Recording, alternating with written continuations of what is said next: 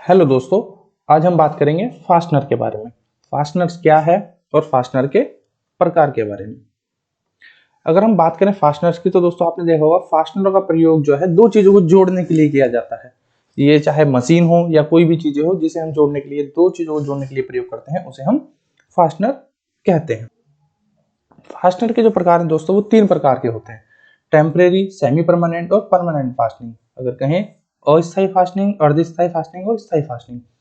अस्थायी फास्टनिंग में दोस्तों क्या होता है कि जब हम दो पार्टों को जोड़ते हैं या किसी जॉब या मशीन के दो पार्टों को जोड़ते हैं, जोड़ने के बाद जब हम उसे खोलेंगे तो उसमें पार्ट और जो जॉब है वो दोनों खराब नहीं होते, उसे हम बोलते हैं अस्थायी फास्टनिंग। जैसे नट, बोल्ट, स्टड, स्क्रू आप देखते होंगे इन्हें हम आसानी से खोल सकते हैं, इसमें पार्ट्स भी खराब नहीं होते और हमारा फास्टनर भी खराब नहीं होता। अब हम बात करते हैं सेमी परमानेंट की, यानी अर्धस्थायी फास्टनिंग। इस विधि में दोस्तों क्या होता है, अगर फास्टनर को खोला जाता है तो इसमें मशीन का पार्ट तो खराब नहीं होता, परंतु जो फास्टनर है वो खराब हो जाता है। इसमें जैसे रिविट और सोल्डरिंग होती है, उसमें रिविट और सोल्डरिंग हम खोलते हैं तो वो खराब हो जाता है और हमारा पार्ट ठीक रहता है। अब हम बात करते हैं स्थायी फास्टनिंग यानी परमानेंट फास्टनिंग। इसमें पार्ट को खोलते समय दोस्तों फास्टनर और जॉब दोनों ही खराब हो जाते हैं। जैसे इसमें हम देखेंगे वेल्डिंग और ब्रीजिंग। वेल्डिंग में दोस्तों आप देखते हैं जब हम किसी पार्ट पे वेल्डिंग करते हैं तो जो उसमें मेटल प्रयोग होता है वेल्डिंग में वो भी खराब हो जाता है और जब हम उसे करते हैं तो पार्ट भी खराब हो जाता है। अब दोस्तों हम बात करेंगे सबसे पहले फास्टनर में बोल्ट के बारे में। यह एक गोल रोड से बनाया जाता है दोस्तों, और इसके एक सिरे पर हेड और दूसरे सिरे पर चूड़ियां होती हैं जिस पर हम नट को चढ़ाते हैं। मोस्टली सभी लोगों ने बोल्ट देखा होगा दोस्तों। इसकी जो धातु होती है वो माइल्ड स्टील या कार्य के अनुसार ब्रास की होती है। अगर हम इसके वर्गीकरण के बारे में बात करें तो इसका वर्गीकरण जो है लंबाई, व्यास और मटेरियल और इसके हेड के अनुसार किया जाता है, क्योंकि दोस्तों इनके हेड अलग अलग तरीके के होते हैं। अब हम बात करते हैं बोल्ट के प्रकार के बारे में।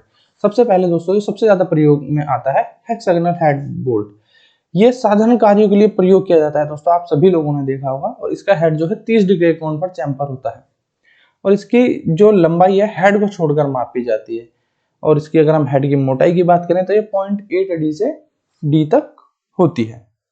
जैसे आप चित्र में देख रहे होंगे ये हमारा हेक्सागोनल हेड बोल्ट होता है।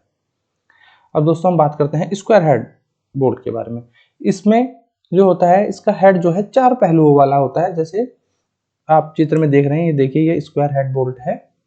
इसका प्रयोग दोस्तों बहुत कम किया जाता है।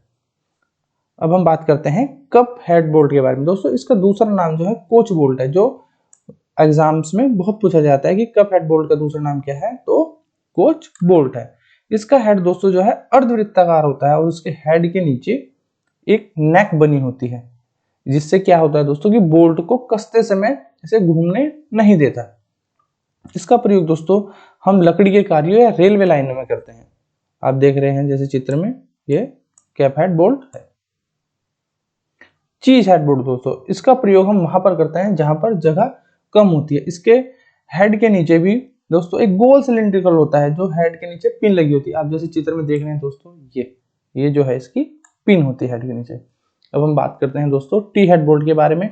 इसका प्रयोग मशीन के टेबल पर क्लैंपिंग के लिए किया जाता है। इसकी हेड की आकृति टी अक्षर की होती है। जैसे दोस्तों टी बनता है वैसे ही बोल्ट की आकृति होती है। इसे मशीन के टेबल के टी स्लॉट में ही फिट किया जा सकता है और किसी जगह फिट नहीं किया जा सकता। अब हम बात करते हैं काउंटर सिंक हेड बोल्ट की। इसका प्रयोग दोस्तों हम ऐसी जगह करते हैं जहां बोल्ट को हेड के पार्ट के ऊपर जो समतल सतह है उसे नीचे रखना हो। जैसे आप चित्र में देख रहे होंगे ये है हमारा काउंटर सिंक हेड बोल्ट। अब हम बात करते हैं हेडलेस बोल्ट के बारे में। इसमें हेड नहीं होता बल्कि सिरा टेपर होता है। इसका प्रयोग हम सॉफ्ट कपलिंग में करते हैं। देख रहे हैं दोस्तों जैसे इसके में सिरा नहीं है, सिर्फ दोनों तरफ थ्रेड है या पूरे शाफ्ट में थ्रेड है। अब हम बात करते हैं आई बोल्ट के बारे में। इसका प्रयोग दोस्तों हम बहुत भारी मशीनें उठाने के लिए करते हैं। इसकी एक तरफ गोल रिंग होती है और दूसरे भाग पे चौड़ी, जैसे आप चित्र में देख रहे होंगे। इसका एक हिस्सा गोल है और नीचे के भाग में हुक बोल्ट दोस्तों। हुक बोल्ट इसका प्रयोग हम एंगल आयरन के साथ सीट को कसने के लिए करते हैं या क्रेन के साथ करते हैं, या बहुत भारी सामान उठाना हो और एक स्थान से दूसरे स्थान पर ले जाना हो उसके लिए इसका प्रयोग करते हैं हुक बोल्ट का। अब बात करते हैं हम सेकंड हेड बोल्ट। इसके हेड में जो है नीचे खांचा एक स्लॉट बना होता है और ये फोर के आर पार सुराख होता है। इसका प्रयोग गति परिवर्तन के लिए किया जाता है और सर्कुलर मोशन को लॉन्गिट्यूड मोशन में बदलने के लिए किया जाता है।